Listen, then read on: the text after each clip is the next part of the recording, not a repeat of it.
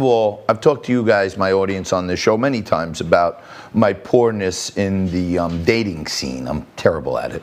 I'm focused on Liquid Lunch and some businesses I have, but, you know, I try, okay?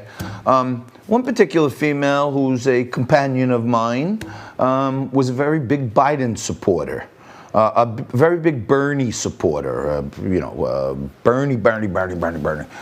So it was known from the beginning that we had very different views, but we enjoyed social time together, and it was fine as long as we left the politics out of it.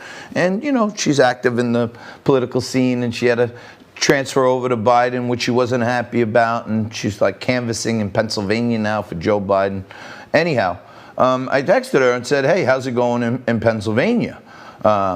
And this is just a simple text over the weekend. How's it going in Pennsylvania? And this is what she writes back to me.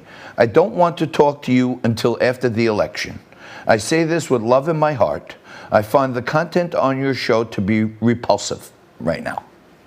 That's the text. Here it is, right on my phone. Okay, I blacked out her name so you can't see it. All right? And I wrote back, I love you. And I haven't heard from her since.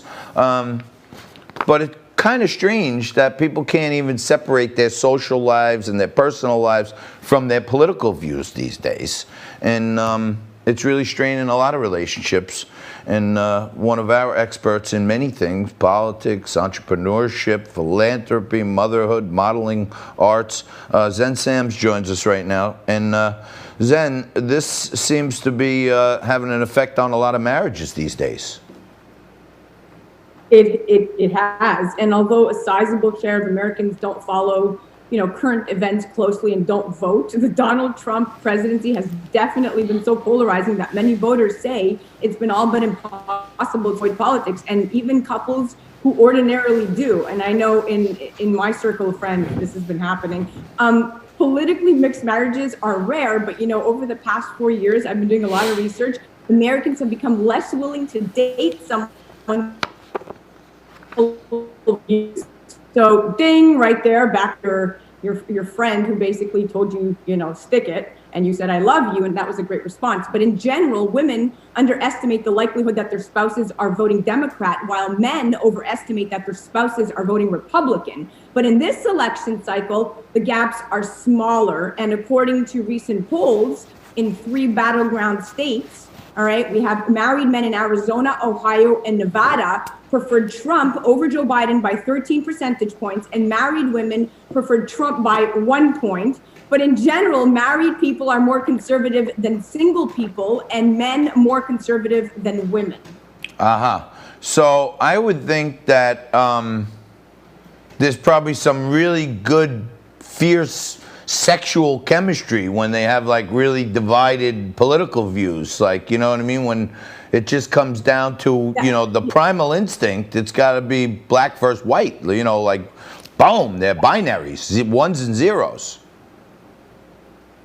That's true. And and there's a lot of hidden Trump supporters that I've also figured out and researched. There's a reluctancy to be public about their feelings about Trump. So most women remain quiet to avoid confrontation. But, the overwhelming sentiment is, even if you don't think Trump is great, the Democrats are definitely worse. And political analysts talk about, patterns, and these patterns amongst large groups of voters, like those who are suburban or black or college educated. But John, regardless of these patterns, influences inside homes. So what your kids are hearing you say, what your friends are hearing you say, what your workers are hearing you say, influences inside the home are stronger, social scientists say. So hence the hidden Trump supporters. And when people feel strongly, as they're more likely to in this election, they have more incentive to try to influence one another. So one of the things that, I'm talking about one companion of mine, one of the things that I was able to do was completely shut out the fact that, all right, fine, she doesn't like Trump, I don't like who she likes. There's a whole spectrum of other things that are good. I could shut it off. Even though I talk about politics every day, I could shut it off for my own personal inner good, to unblock myself, Xen. But is she frozen? Increase single cell. All right, we're having a little technical difficulty with Xen right now. She's breaking up. Hey, Xen. I can hear you. Oh, okay, there she is. Hello. No, I see her completely frozen, Nico. All right. Yeah, I mean, my own personal observation on this is that I can't imagine why people can't just block out their political views, but I guess the media is doing so much to create this hatred for Trump that you can't just agree to disagree because they're fomenting anger and hate. They're fomenting division. Absolutely. Yeah, and my research showed that party registrations don't necessarily represent political views. You know, it's striking that 1 in 10 voters who are registered as Democrat or Republican are married to someone in the opposite party. Kind of interesting. That sounds like my kind of party. You know what I mean? I like that. No, but Xen, I tell you, I was palling around with another young lady who was really super liberal, right? She wasn't like crazily vocal about it. And when she would ask me about things that I said on the show or thought, and I would say, of course that's right. What do you mean? And she would, very smart girl, went to UCLA, she would say, all right, but how come you're not thinking about this? And I actually thought it made me better to consider a point of view that I respected and open my mind a little bit. You know what it is I feel, John? I feel like the average person who supports the Democrats and the liberal left doesn't actually do as much research as they should. They just read headlines. And now I know I'm going to get hate mail over this. And every Democrat out there who really feels, you know, strong about Joe Biden and Kamala Harris is going to come out and, you know, tell me off. But I'm going to say this.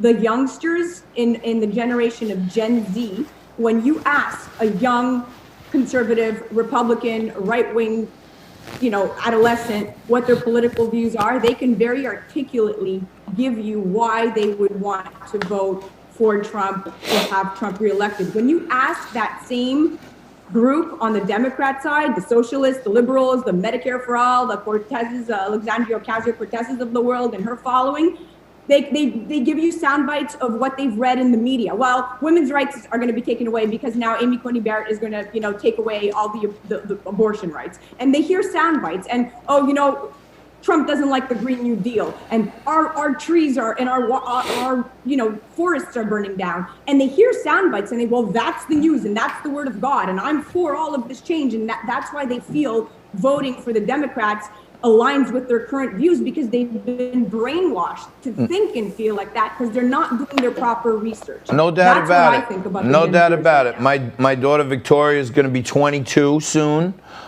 She's a senior in college.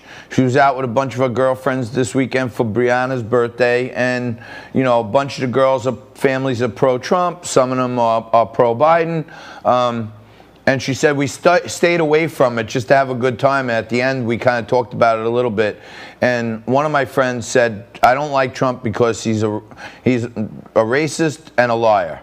And my daughter said, all right, fine. She's not a confrontational kid. She said, all right, fine. Give me one example of each. Why is Trump a racist? Give me a real example. Why is he a liar?